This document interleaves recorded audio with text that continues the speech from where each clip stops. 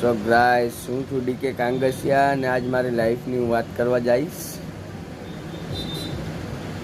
ભાઈ, જીવનમાં બધું કરજો પણ ઘર ફેમિલીને કોઈ દી ઠેસ પહોંચે ને એવું કામ ન કરતા.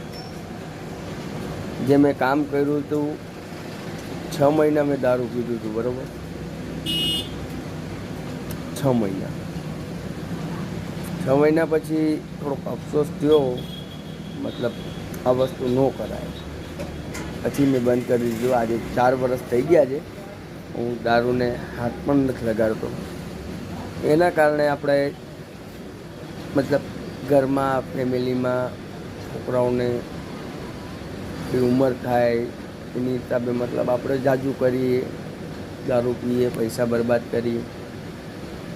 એવું પગ નહીં ઉપાડવાનું કે આપણા ફેમિલીમાં કોઈને તકલીફ થાય, ગામમાં આપણાને કોઈક 2 જણા કહી જાય, એવું પગ કોઈ ઉપાડવાનું નહીં, બરાબર?